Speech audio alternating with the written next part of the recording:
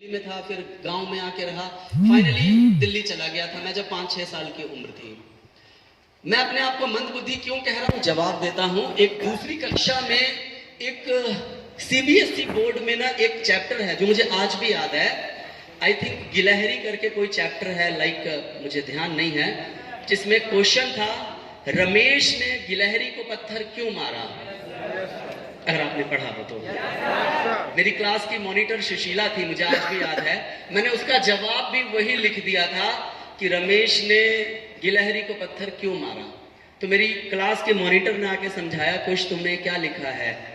यानी मैं आपको ये बताना चाह रहा हूं कि दूसरी कक्षा में भले दिल्ली में दाखिला हो गया था, लेकिन दिमाग मेरा विकसित नहीं हुआ था।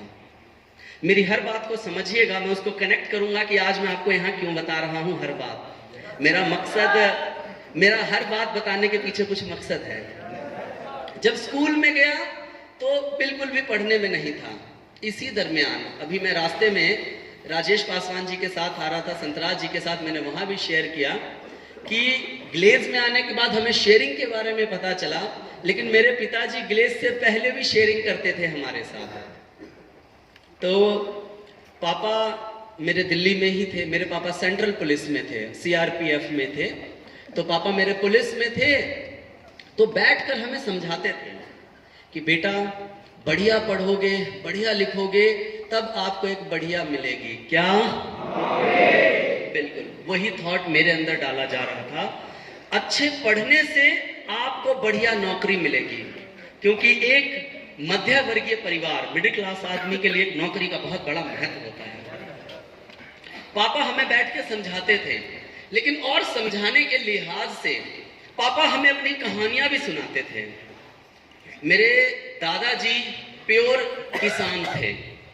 मेरे दादाजी जो किसान थे, तो मेरे पापा अपनी आप बीती सुनाते हैं कि बेटा जब हम लोग पढ़ते थे ना, तो आज तो तुम्हें रोज नए नए कपड़े हम दे पा रहे हैं, 10वीं कक्षा हम लोगों ने एक धोती और कुर्ते में कर लिया था। शायद आज से 50 साल पहले ड्रेस कोड हमारे बिहार में धोती और कुर्ता हुआ करता होगा सरकारी स्कूलों में।